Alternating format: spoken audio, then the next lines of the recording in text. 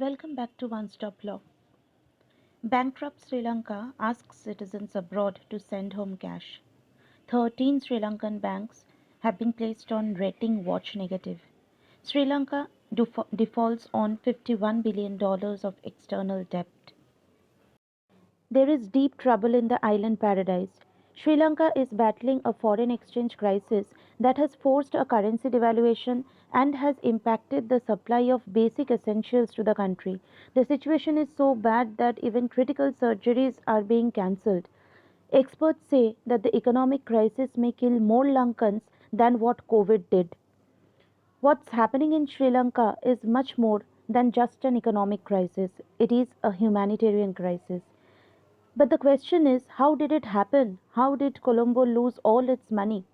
In this video, we will try to answer all these questions. We will try to look into the various causes that has forced Sri Lanka into a situation which is much more than a mere economic crisis. Rather, it's a humanitarian crisis in a larger scale.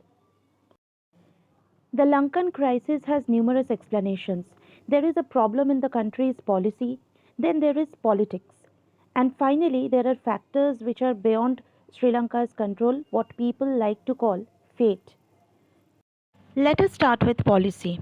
Actually, the first three factors which I mentioned in my earlier slide, that is policy and politics, they are quite interrelated because policies are actually framed by the government and who come in power, and therefore we cannot separate policies from politics.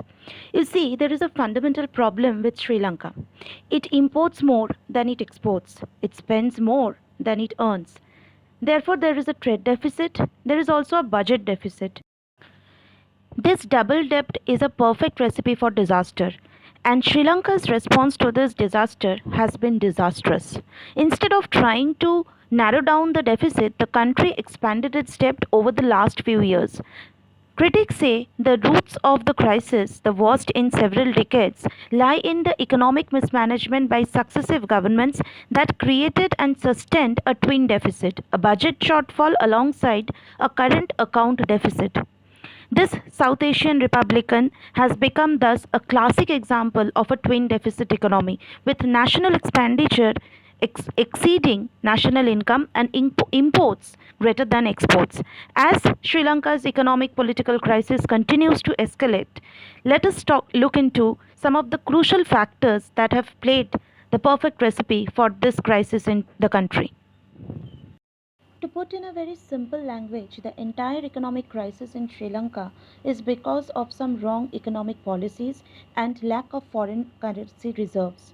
Now, for us Indians, we generally consider luxurious goods to be imported from other countries like TV, laptops, cars, etc. But for Sri Lanka's economy, it is heavily dependent on imports for even its basic stuffs that is required in our daily lives like food, medicine, sugar, lentils, pepper, petrol, and diesel. Now, to import from other countries, any country requires forex or foreign currency reserves. In February 2022, Sri Lanka had $2.3 billion foreign currency reserves left with it, which was a 70% decrease from January 2022, meaning that Sri Lanka had only a month's reserve to import goods from foreign countries. But how did it happen?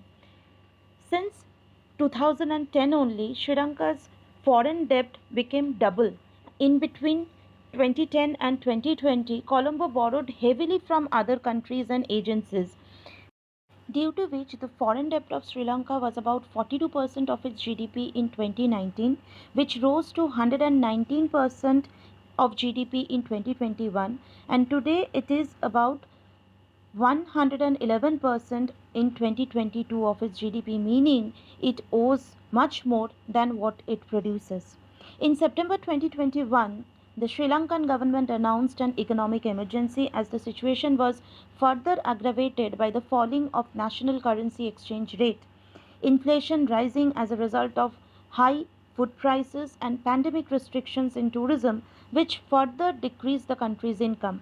This drove Sri Lanka to the brink of bankruptcy.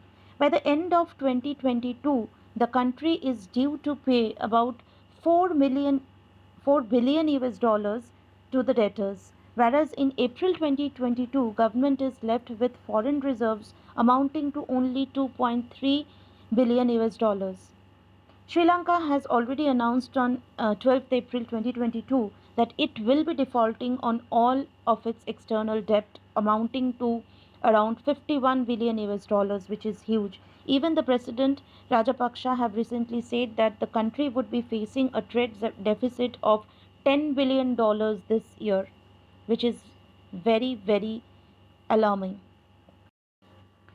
The second major cause which contributed to this economic crisis in Sri Lanka was the deep tax cuts, which resulted in deeping of revenue collection of the country. The current crisis of Sri Lanka was accelerated by deep tax cuts promised by President Gotabaya Rajapaksa during his 2019 election campaign that were enacted months before the COVID 19 pandemic, which wiped out parts of Sri Lanka's economy. Basically, you vote for me or you vote me to power and I will ensure that you pay less taxes. But how will the country make money then? The voters never asked and Gotabaya never bothered to warn them. As a result of which, the Rajapaksa government made large tax cuts that affected government revenue and fiscal policies, causing budget deficits to soar.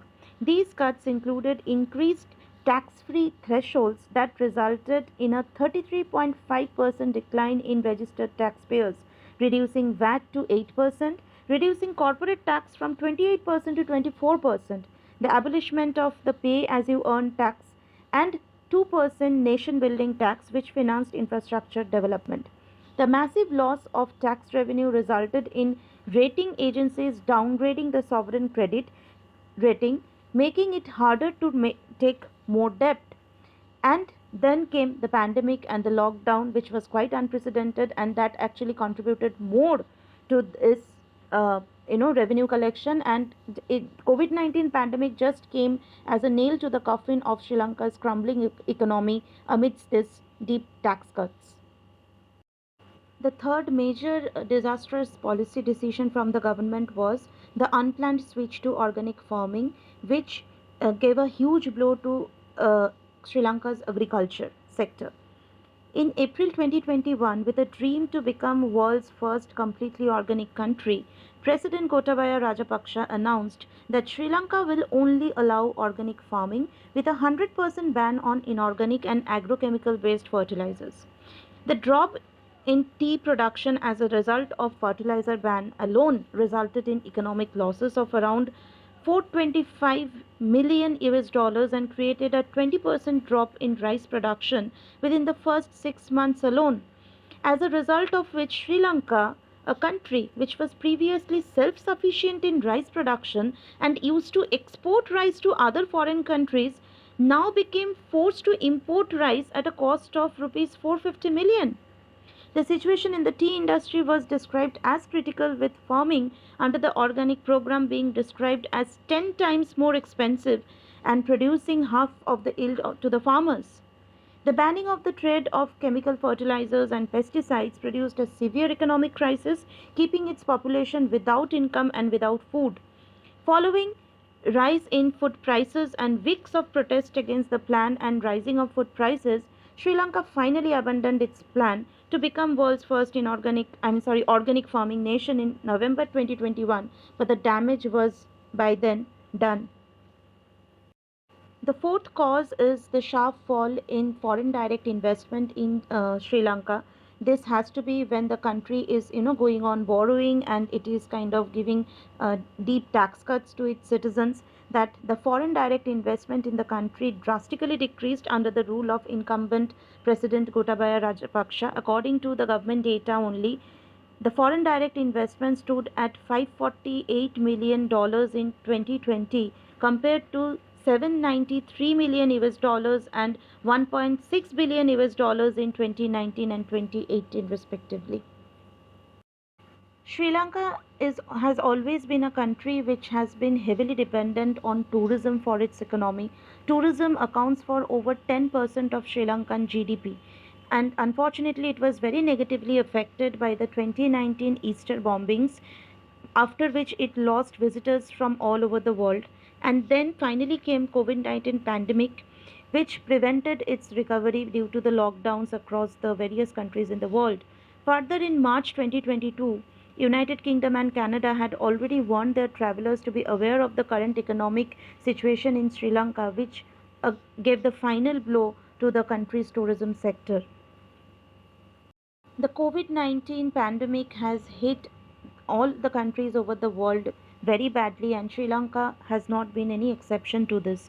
The island nation's huge dependence on tourism and foreign remittances was snapped by the COVID 19 pandemic that set the pretext for the current crisis in Sri Lanka. Lockdowns and closing down of businesses resulted in huge loss of income and revenue to Sri Lanka. The final factor responsible for this economic crisis of Sri Lanka is the ongoing Russia Ukraine war and its induced inflation. The 2022 Russian invasion of Ukraine has further accelerated the economic calamity of the country, as Russia is the second biggest market to Sri Lanka in tea exports. Not only that, Sri Lanka's tourism sector is heavily reliant upon these two nations, as most of the tourists' arrivals to Sri Lanka are from Russia and Ukraine. So, as a result of this ongoing Ukrainian crisis, it has put a halt to the path of economic recovery of Sri Lanka, both in terms of its tea and tourism sector again being hit very hard. Not only that, the ongoing Russia Ukraine war has resulted in steep price inflation of crude oil, sunflower oil, and wheat.